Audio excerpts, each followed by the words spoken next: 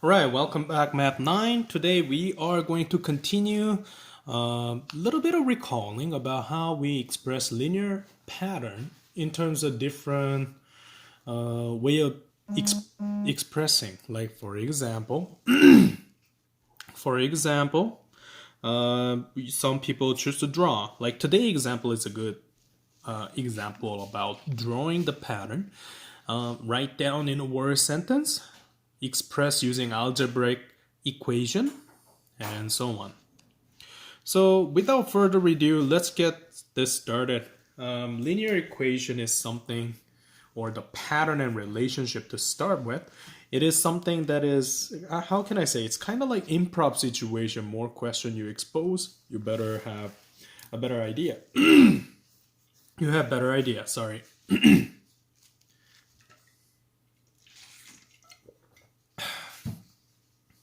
All right. A banquet hall has small square table that enable 4 people to sit. So one person on each side.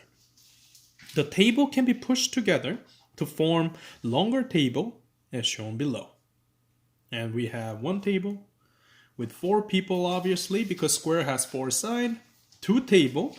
As you may notice, we now have 1, 2, 3, 4, 5, 6, and this 7 and 8 position is not available because that's where the connection happening. 3 table, 1, 2, 3, 4, 5, 6, 7, 8, 8 people sitting on. So, first question is a good example of how we can draw the pattern. It says sketch the next 2 table. So, and when it comes to drawing method, this is an easiest method generally because only thing you need to do is you don't need to explain, you just continue the pattern. So I'm going to put 4 table, even though it's quite ugly, please understand.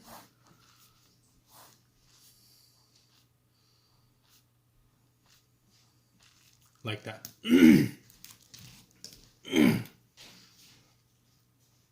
So let's get this started. 4 table, if I count each of the side, I can put 1, 2, 3, 4, 5, 6, 7, 8, 9, 10 people for 4 table situation. 1, 2, 3, 4, 5, 6, 7, 8, 9, 10, 11, 12 for 5 table. So drawing, as I mentioned, when there's any question that asking about construct or draw the next view pattern, you're just continuing the pattern. You don't have to explain or identify the pattern using word sentences or any type of other method like constructing a table, those kind of things. Even though table is coming out, which is on the second question over here. What stays the same in each table arrangement? So let's talk about in words first of all. It is important to count how many people. In one table we have 4 people. Second, we have 1, 2, 3, 4, 5, 6 people. Third table we have 1, 2, 3, 4, 5, 6, 7, 8. At this point, people may already got the idea, but I'm just going to continue to 4th and 5th. 8, 10, 10, 12. So 4 to 6, we have 2 more people. 6 to 8, 2 more people. 8 to 10, 2 more. 10 to 12, 2 more. So from this sequence, what stays the same? First of all, and what changes? The total number changes. Total number of people changes. But what stays the same is basically, can you see people who sit at each end? It's always 2. 2. So the one that remain constant is total number of people at each end is something that I want to also put that in this answer for B. Now, it is important to find out which one stay constant, which one is varying in each sequence, because it tells us how much we are having things change in dependent variable, independent variable. First of all, dependent variable is basically what I put at the last part of the question on B.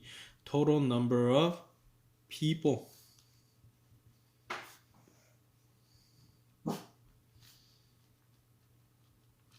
Is a dependent variable. I'm gonna call this actually P. Why not? Number of people. P.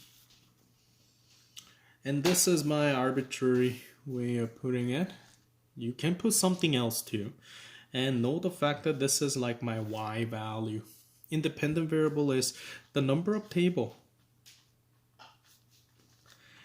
We can alternate any number of table, like you can put 4 together, 5 together, it's your choice, right? This I'm gonna put N, and that is kind of like X in our table. Talking about the table, let's put some number. For one table situation, we have 4.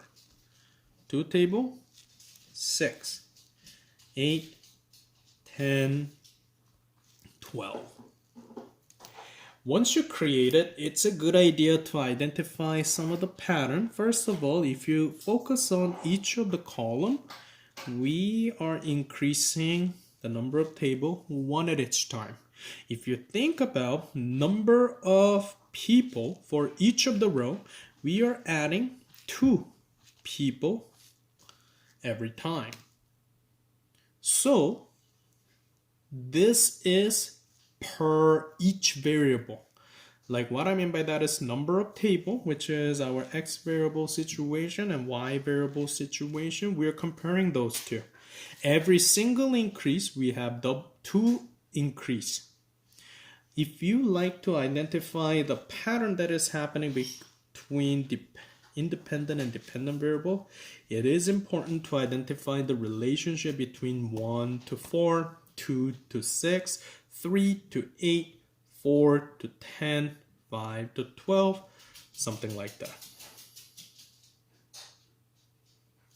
So, here's the thing. You know what? I thought I have a question at the end, but no. Let's just identify at this point now. First of all, we need to think about what type of operation. Is there adding going on, subtraction going on, multiplication going on, or division going on? It's easy to understand that, first of all, when you compare left to right, my dependent variable is always large, right? That means there is no way that it will be subtraction or division. It can be either addition or multiplication, or both situation. Let's identify. The number get really big, so why don't we think about multiplication? In order to look at the relationship, 1 times 4 give you 4. So for the first one, it looks like multiply by 4. But can you see that if I multiply by 4, 4 times 2 is 8, not 6. So that doesn't work. So multiplication doesn't work by itself. What about addition? If I add 1 to 3, yes, it becomes 4. But does it work for the second one? No, it's not. 2 plus 3 give you 6. I'm sorry, give you 5. So 5 and 6 is different. So that doesn't work. So it must be a combination of both adding and multiplication. In that case, we need to actually do some trial and error. How can we make 1 into 4? There are several ways. One way is probably multiply by 2 and add it by 2, or multiply by 3, then add by 1. That can be also created as 4.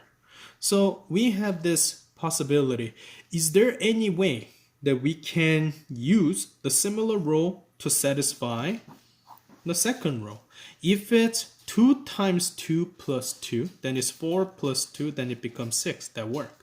What about 2 times 3 plus 1? 2 times 3 is already 6 and it becomes 7, so that doesn't work. So from my process of elimination, I found that this relationship must have doubling and added by 2.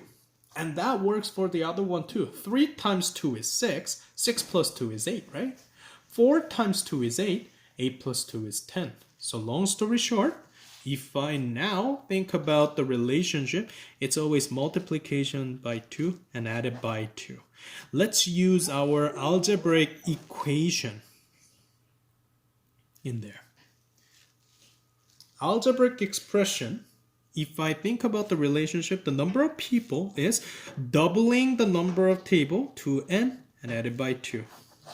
There you go. P is equal to 2n plus 2.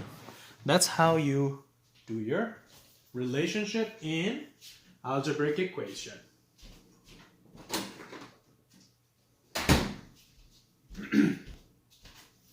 Now, before I talk about the homework question, just know the fact that now the equation is getting a little bit more challenging because the previous lesson we talked about one term like 3x, those kind of things. But now we are starting to have not only numerical coefficient, but also constant. So if this is becoming equation, it's a two-step equation, just for the heads up. Before we getting into, we already did the Riemann equation, but it says T for number of table, P for number of people, so if I just put 2T plus 2, which is same type except different letter. Before you guys give it a shot with this example over here, I'm going to do one more example, but from textbook.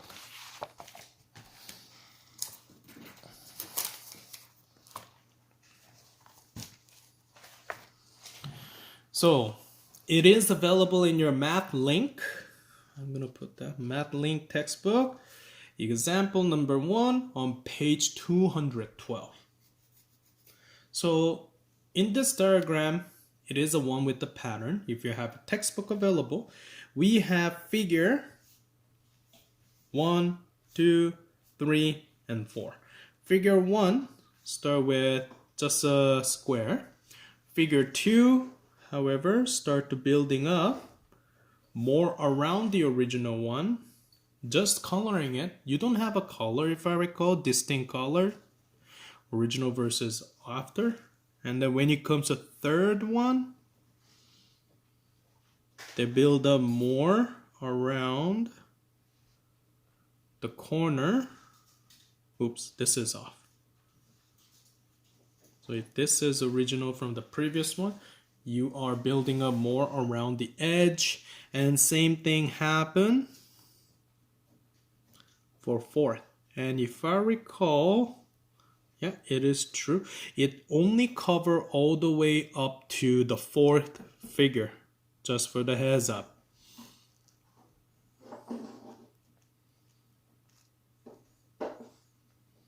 And that was the previous one. So let's get this started. The question is asking describe a pattern and create a table, linear equation, and we need to find out what's my 12th figure.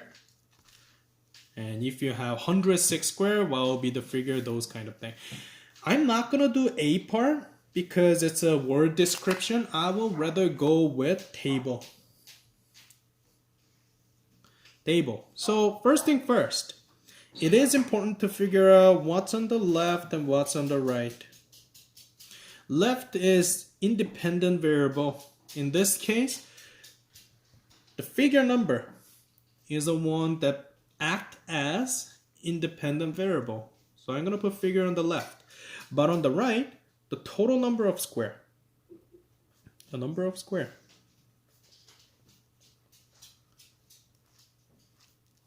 is the one that I like to put as a y-axis because, or dependent variable, because depends on the figure, you have different number of squares. So I'm gonna put figure as n, the number of squares as s. The first figure, we have entirely 1, 2, 3, 4, so I'm gonna put that. The first figure has obviously 1. The second figure have 1, 2, 3, 4.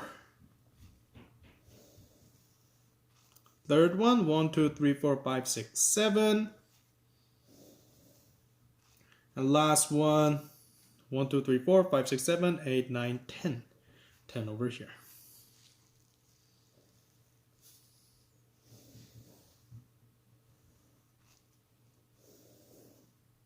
Although this step is an optional, but in order to answer my C, which is constructing an equation, I always go through, is there any distinct pattern? Figure, that one is easy. It increases by 1 for each sequence. But if I look at the number of square that is going up, it's 1 to 4, so it's added by 3, added by 3, added by 3. As long as you see that it has agreeable pattern in each sequence, that means these guys are linear relationship. That's something that you need to have it in your mind. Once you have that, now it's our job to figure out what's going on in each series. And this can be a little tricky. I'll tell you why it's tricky. First of all, the number get larger, right? 2 to 4, 3 to 7, 4 to 10. That means there are more than one type of operation, and I'm going to explain to you why. First of all, number goes increasing, so that means subtraction and division, not likely, especially division is out. There must be multiplication, but if I think about multiplication, that's also tough because multiply by 1, multiply by 2, multiply by 2 and something is 7. So by itself, it doesn't make sense. What about adding and subtracting combined with multiplication? Then it is possible. But some people have a hard time dealing with the pattern if I look at just 1 to 1. And quite a lot of time people get intimidated by 1 to 1 because there's not much of change. Then here's what you can do. What about you look at the other two number? Is there any way 3 somehow becomes 7, 4 somehow become 10, and is there a rule that satisfies both conditions? And that's where trial and error is. Like for example, 3 times 2 plus 1 can make 7. But does that work for the other one? 4 times 2 plus 1, that's 8 plus 1, that's 9. So that doesn't work. So multiplication and adding doesn't work. What about multiplication and subtraction? So that means I need to estimate the number that is a little larger. For example, 3 times 3 is 9. 9 minus 2 is 7. So if I look at multiply by 3 subtracted by 2, that worked for 7. What about the other situation? 4 times 3 is 12. 12 minus 2 is 10. So voila, that works. What about double checking with the other situation? 2 times 3, that's 6. 6 minus 2, that's 4. So that also works. So now we found our relationship. It has to have multiply by 2 and subtracted by 2. Multiply by 3 and subtracted by 2, which is fancy way of saying number of square is 3n, 3 times n, whatever the figure number, minus 2. That is how you create a relationship into algebraic equation. Now let's solve the other part. The next question, and we're almost done. Next question was saying in D, find out what's your number of square if the figure number is 12. Once you figure the whole pattern out, it's easy because, S is equal to 3n minus 2, right? So if I substitute this 12 inside, that means S is equal to 3 times 12 minus 2. 3 times 12, that's 36 minus 2, which is 34. So S is equal to 34. So that means at figure 12, we will have a total 34 square.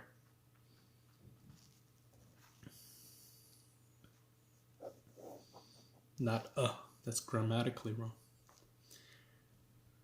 Last part. This is going backward. You have total number of square, that is, what does it say? 106. And our job is figuring out what's a figure number. So, we're going backward. First of all, start with our algebraic equation. 3n minus 2 was equal to S. Substitute this value in 106, that is equal to 3n minus 2. And now we are doing two-step equation. We gotta eliminate this negative 2. What's opposite of negative 2? Positive 2. But on both sides. Then you have 108, that is equal to 3n. Now we have to get rid of this 3. 3n means it's 3 multiplied by n. So opposite of multiplication is division. 3 is gone. So long story short, n is equal to 108 divided by 3, which gives you 36. So I can conclude that there are 106 squares at figure 36. That's how we can conclude our more complex type of linear relations. And it involved two-step equation like what I did in here. That is today's lesson. Your homework question is available over here. I want you to go to MathLink textbook page 215 to do show you know question. Page 217 to 218, I want you to do question 5, 8, 10, 12. That is today's lesson.